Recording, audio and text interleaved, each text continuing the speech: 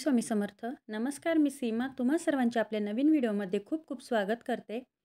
तर आज आपण वर्षभरासाठी साठवणुकीचा काळा मसाला कसा करायचा हे बघणार आहोत. तर इथे मी मालेगाववरनं खडा मसाला आणलेला आहे.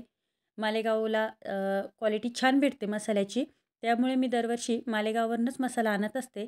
2 वर्षापूर्वीसुद्धा मी हा व्हिडिओ तुमच्याशी शेअर केलेला होता आणि आतासुद्धा खूप साऱ्या मैत्रिणींनी मला काळ्या मसाल्याची रेसिपी मागितलेली आहे. त्याचबरोबर काळा मसाल्याच्या ऑर्डरसुद्धा दिलेल्या आहेत.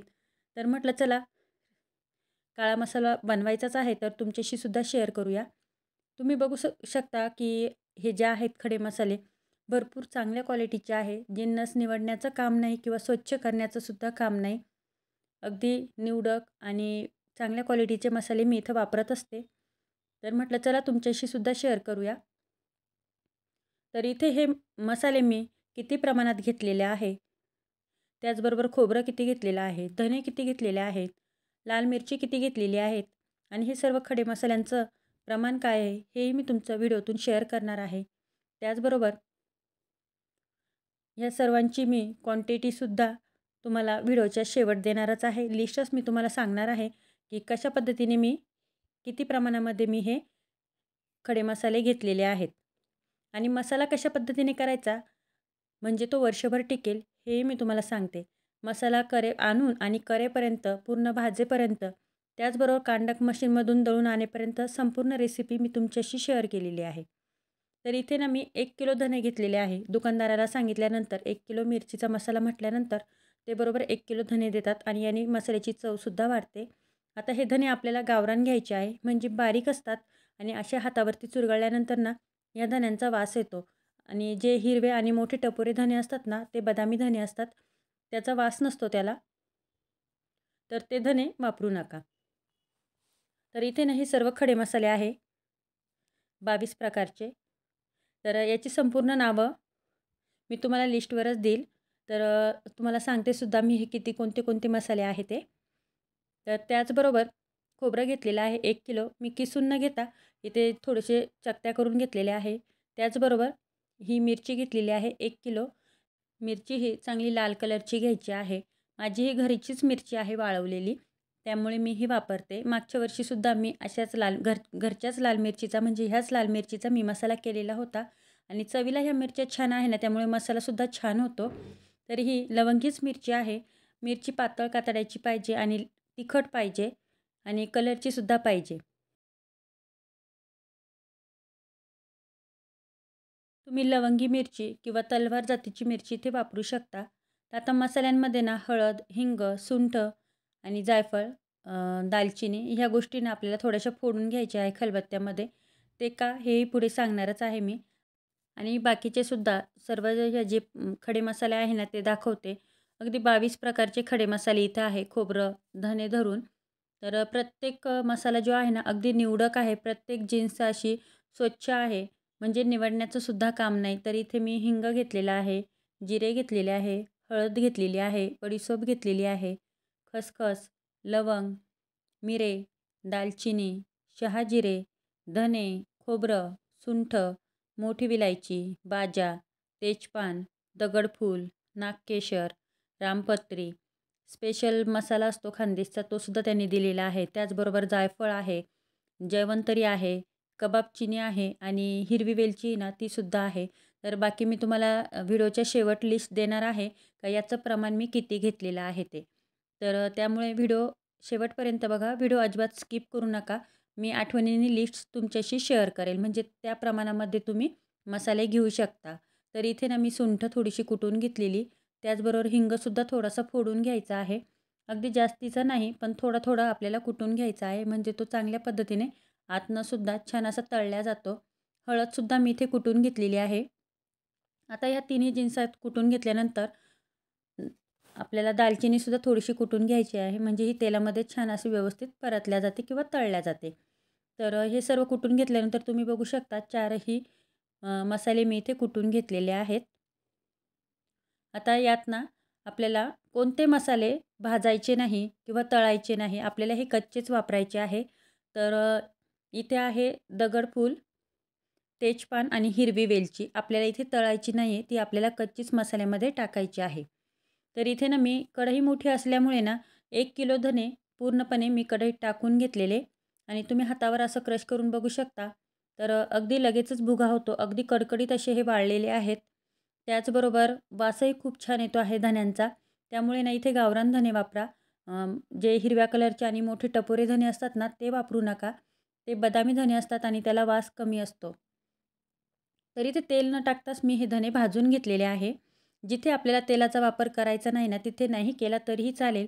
पण ज्या गोष्टीला आपल्याला तेल लागेल वापरायचं आहे ना, तिथे मी जरूर तेल वापरलेलं आहे. तर एका घमेल्यामध्ये ना मी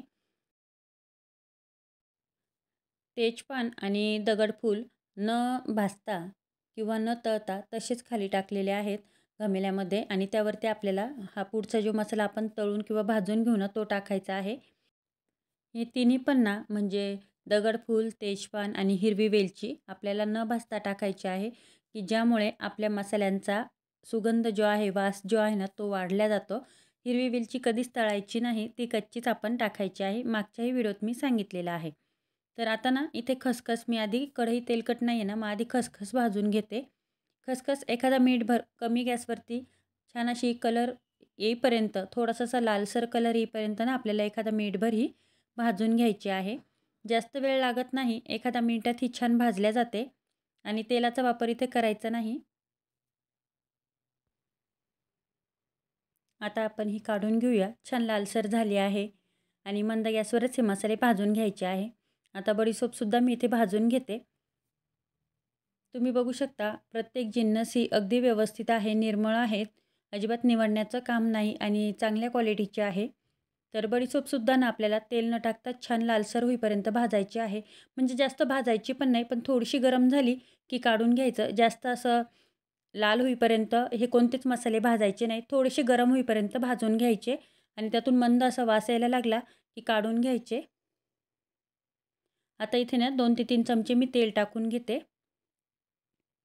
अंदाजे 4 चमचे मी इथं तेल टाकलेले आणि बाकीचे जेवढे आपले खडे मसाले होते ना, तेवढे सर्व मी यात टाकून घेणार आहे.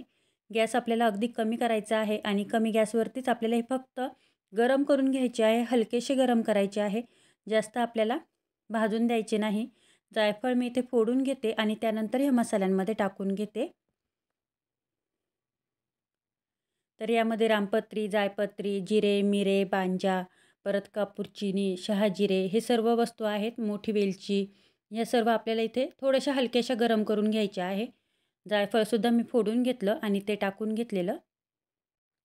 आता हे हलकंसं आपल्याला गरम होईपर्यंत म्हणजे फक्त गरम करून घ्यायचं आहे. जास्त जर मसाले जर आपण भाजले गेले ना, तर पूर्ण आपल्या मसाल्याची चव बदलते. आता ते काढून घेतलेलं आणि 2 चमचे तेल टाकून सुंठ आणि दालचिनी आपण जी कुटून घेतलेली होती ती आहे परतून घ्यायची. थोडीशी हलकीशी गरम करून घ्यायची. आता सुंठ तुम्हाला इथे थोडीशी मोठी वाटत असेल, पण ती पूर्ण भुगा झालेला आहे. म्हणजे ओली नाही आहे. सुंठसुद्धा क्वालिटी छान आहे. तर अगदी छान पावडरसारखी झालेली आहे. आता तीसुद्धा थोडीशी हलकीशी गरम होईपर्यंतच ठेवायची आहे आणि तीसुद्धा काढून घ्यायची आहे. जास्त कोणतेच मसाले आपल्याला गरम करत किंवा भाजत बसायचे नाही आहे. अगदी एखादा मिनिटभर फक्त हे भाजून घ्यायचे आहे. परत अंदाजे 2-4 चमचे तेल टाकून घ्यायचं. छोटाच चमचा आहे तुम्ही बघू शकता आणि त्यामध्ये ना हिंग आपल्याला छान असं तळून घ्यायचा आहे. आता हा रंग ना सुरुवातीला पिवळा दिसतो आहे म्हणजे आपण इथे पिवळाच हिंग वापरायचा आहे. काळ्या रंगाच्या ज्या वड्या असतात ना हिंगाच्या त्या वापरायच्या नाही. हा हिंग जो आहे ना पिवळा कलर मी तुम्हाला दाखवलेला तोच हिंग आपल्याला वापरायचा आहे. याने आपल्या मसाल्याची चव वाढते आणि हा हिंग क्वालिटीने चांगला असतो. तर आता हा हिंग पिवळा आहे, पण छान तळल्यानंतर हा हिंग सफेद कलरचा दिसतो आहे. म्हणजे आपला हा हिंग छान असा तळला गेलेला आहे. चांगलं जेवढं बसेल ना तेवढं तेलामध्ये म्हणजे 2-4 चमचे जास्त टाका, पण हळद, हिंग ह्या 2 गोष्टी ना चांगल्या आपल्याला परतून घ्यायच्या आहेत, तळून घ्यायच्या आहे तेलामध्ये. आता 3-4 चमचे मी इथं हळदीसाठी तेल टाकलेलं. तेलसुद्धा तेल टाकून घेतलेलं आणि हळदसुद्धा छान अशी तळून घेतलेली. मला थोडंसं तेल कमी वाटलं. परत 2 चमचे तेल टाकून घेतलेलं आणि हळदसुद्धा छान अशी गरम होईपर्यंत छान असं तिला कलर छान आलेला आहे आणि थोडंसं असं बघा तुम्ही तेलामध्ये छान असं बबल्स यायला लागले ना, मग हळद काढून घेतलेली. जास्त लाल होऊन द्यायची नाही आहे. थोडेसे बबल्स यायला लागले की आपण हळद काढून घ्यायची आणि हा सर्व मसाला मी भाजला तेव्हा गॅसची फ्लेम अगदी कमी होती आणि कमी गॅसवरतीच मी हा मसाला भाजून घेतलेला. आता मिरच्या टाकून घेतलेल्या, आता कढईत बसतील तेवढ्या मी मिरच्या टाकलेल्या 2-3 टप्प्यात मी ह्या मिरच्या भाजून घेणार आहे. आता कढईत आधीचं तेल होतं, मग मी वरतून तेल टाकलेलं नाही. अंदाजाने जे चमचा घेतलेला होता मी तेलासाठी, ते 4 ते 5 चमचे मी इथं तेल टाकून 2-3 टप्प्यात ही मिरची पूर्ण भाजून घेतलेली. मिरची भाजताना ना आपल्याला एकसारखी भाजल्या गेली पाहिजे. एखादी मिरची जास्त काळी होणार, एखादी कच्ची राहणार असं नाही. प्रत्येक मिरची एकसारखी भाजल्या गेली पाहिजे. त्यामुळे ना एकसारखं आपण असं हे मिक्स करत आणि भाजून घ्यायची मिरची. तेलाचा वापर करायचा आहे. 2 ते 3 चमचे तेल टाकून आणि ही मिरची छान भाजून घ्यायची आहे.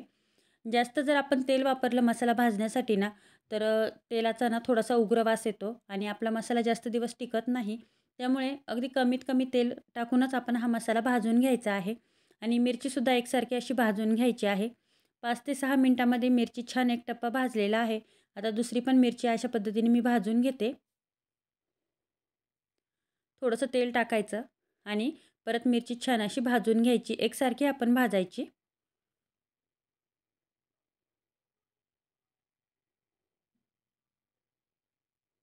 आता मिरची ना भाजून झाल्या. सर्वच मिरची म्हणजे 1 किलो मिरची मी 2-3 टप्प्यात भाजून घेतलेल्या.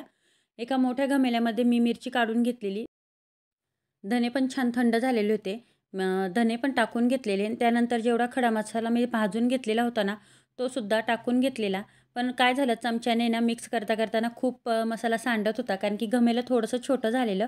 मग व्यवस्थित हातानेच सर्व मिक्स करून घेतलेलं आणि यात आपल्याला खोबरं मिक्स करायचं नाही, हे आठवणीने. खोबरं आपल्याला सेपरेट ठेवायचं आहे आणि सेपरेटच गिरणीत आपल्याला म्हणजे कांडप मशीनमध्ये आपल्याला सेपरेटच न्यायचं आहे. तिथे गेल्यानंतर तुम्ही बघा खोबरं कशा पद्धतीने काढतात आणि खडे मसाले कशा पद्धतीने काढतात.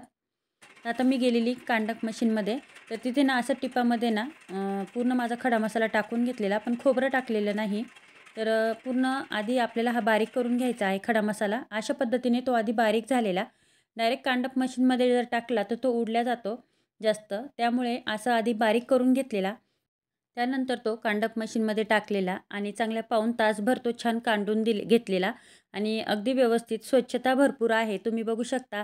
आणि खारीक खोबऱ्याचं मशीन, लाल मिरचीचं मशीन, ओले गहू, वड्याची डाळ दळण्याचं मशीन, सर्व इथं गिरण्या आहेत आणि स्वच्छता मला खरंच आवडली. खूप स्वच्छ आणि टापटीपपणा इथे आहे आणि यामुळे आपला मसाला टिकण्यासाठी सुद्धा मदत होते. कांडप मशीन जर स्वच्छ असेल तर आपला मसालासुद्धा छान टिकतो.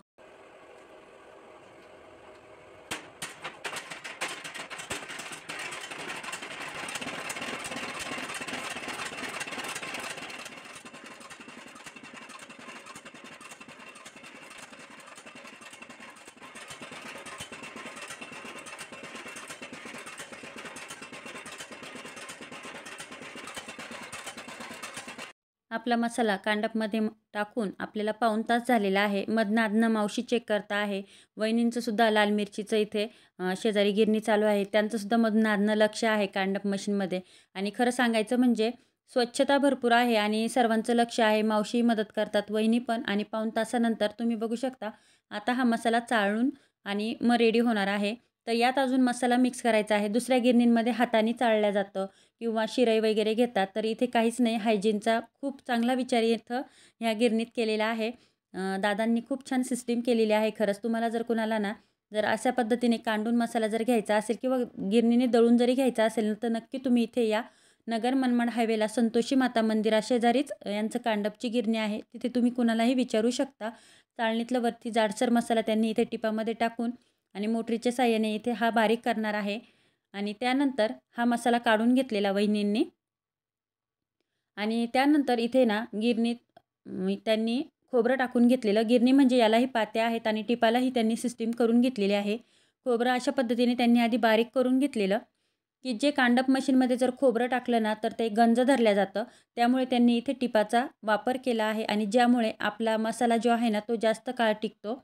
आता खोबरं आणि मसाला जो आहे कांडप मशीनमधून काढलेला तो सर्व इथं छान एकजीव केलेला आणि मस्त छान असा कलर आलेला आहे. तुम्ही बघू शकता.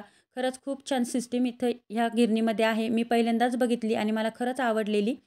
कारण की कांडप मशीन हे लोखंडी असतं आणि खोबऱ्याच्या ऑइलमुळे याला गंज धरला जातो आणि आपला मसाला एखाद्या वेळी टिकत नाही, जाळं धरलं जातं किंवा खराब होतो. तर इथे टिपाची सिस्टीम त्यांनी करून घेतलेली आहे आणि मला तर खूप आवडलेली.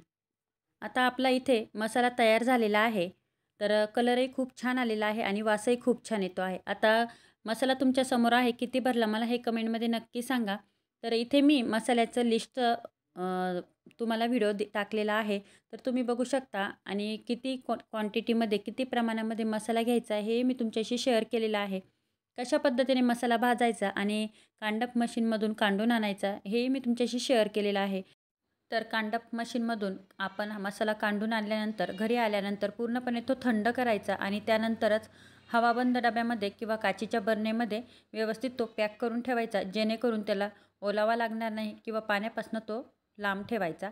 अशा पद्धतीने जर केला आणि साठवून ठेवला तर आपला वर्षभर नाही 2 वर्ष हा मसाला छान टिकला जातो. तर आजचा मसाल्याचा व्हिडिओ तुम्हाला कसा वाटला मला हे कमेंटमध्ये लिहायला अजिबात विसरू नका. त्याचबरोबर व्हिडिओ आपल्या फ्रेंड फॅमिलीसोबत शेअर करा. अजून चॅनलवर नवीन असतील, चॅनल सबस्क्राईब केले नसेल तर प्लीज चॅनलला सबस्क्राईब करा. पुन्हा भेटूया अशाच नवीन व्हिडिओमध्ये. तोपर्यंत श्री स्वामी समर्थ. व्हिडिओ पाहिल्याबद्दल धन्यवाद. थँक्यू.